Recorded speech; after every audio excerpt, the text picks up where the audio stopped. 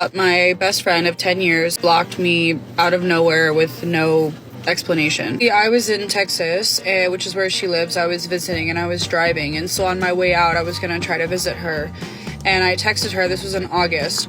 Texted her and was like, hey, are you free on this date? And mind you, prior to this we had been texting and talking like everything was normal, right? And she replied, oh, I have an exam 3 days after that. So she's in a master's program, congrats to her. And it was like a huge what are these called? Standardized tests that she had to take. So it was like a really big deal. And she was saying that the test was 3 days after the date that I had asked to hang out. And so I just said, okay. I didn't hear from her, and I was in Texas for a whole 2 weeks. So I took it as the latter. I didn't think anything of it, and then I texted her the night before the exam and was like, hey, good luck, you're gonna kill it, don't worry, whatever. I didn't text her the day of the exam. The day after the exam, I texted her, was like, hey, how'd it go? How do you feel about it? Like, you know, are you happy that it's over? Like, was it stressful? Like, how do you feel? Didn't hear from her. So then I started getting kind of like a weird feeling. I was like, this is kind of long for her to not like reply to me, because it was going straight to voicemail. It wasn't just that it was ringing and going to voicemail. It was like straight to voicemail. So then I sent her a voice memo and I was like, hey, I'm just worried about you. Like, I want to check in. Like, is everything okay? I haven't heard from you in a while. At this point, knew like the postcard had to have been like, she had to have received it at that point, and I didn't hear from her. So I messaged her and was like, hey, did you like change your number? Because I've been trying to get a hold of you for a while and like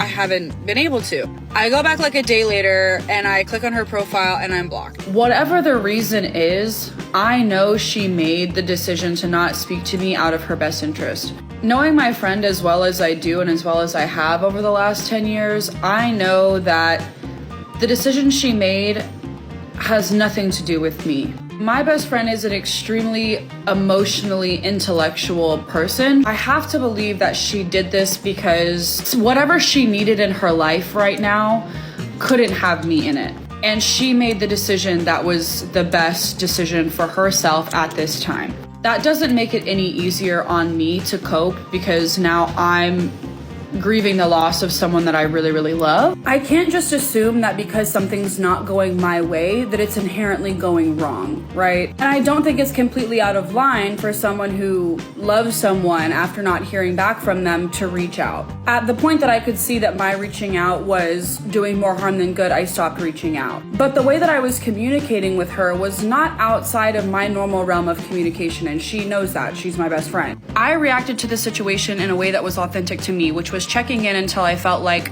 it was inappropriate to do so. She knows that I love her, she knows that I cared about her well-being, and now she knows that I'm backing off and giving her her space. Until she comes forward, if that ever happens, and it may not, and I'm okay if it never happens, but until she comes forward and tells me, hey, you were the thing that, you were my 13th reason, you were the straw that broke the camel's back, and you were overwhelming me in a time that I needed space, I'm not going to assume the worst about her. I don't think she's a villain, and I don't think that she thinks that I am either. I think people on the whole are genuinely doing the best with the tools that they have at that time at any single given moment in their life. And it's absolutely not for me to dictate how she should handle whatever it is she's going through.